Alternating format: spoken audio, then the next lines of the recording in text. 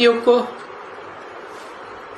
तो यही प्राचीन राजयोग है, भारत का सहज राजयोग। योग माना है आत्मा अपने बाप से योग लगाए, अपन को आत्मा समझे, देह न समझे, और आत्मा के बाप को पहचाने। आत्मा निराकार, आत्मा ही नहीं देखने में आती, तो आत्माओं का बाप कैसे देखने में पहचानने में आएगा? है? अरे आत्मा भी तो शरीर में आती है ना, नहीं आती? हाँ, तो जैसे आत्मा शरीर में आके पार्ट बजाती है, ऐसे परमपिता परमात्मा भी शरीर में पार्ट बजाते हैं। तो वो पहचान देते हैं, क्या? आत्मा की भी पहचान देते, आत्मा के बाप की भी पहचान देते, और आत्मा का बाप जिस मुकर्रर रथ में इस सृष्टि रूपी रंगमंच पर प्रवेश करता है, उसकी भी पूरी पहचान देते। तो जब पहचान देते हैं तो पता लगता है कि ये परम पिता परमात्मा किसे कहा जाता है? किसे कहा जाता है?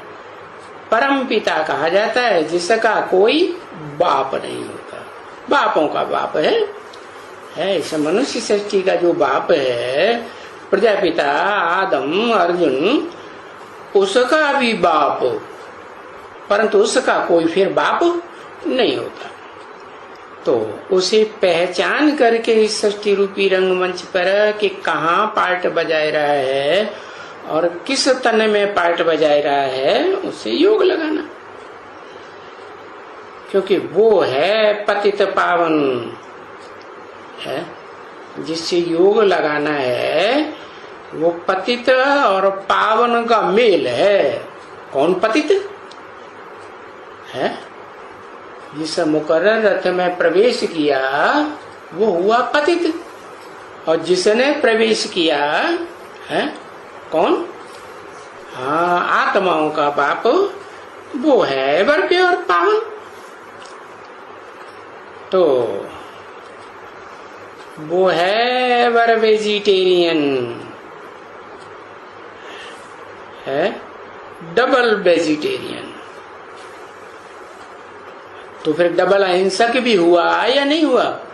है स्थूल हिंसा भी नहीं करता और काम विकार की भी हिंसा कैसे करेगा?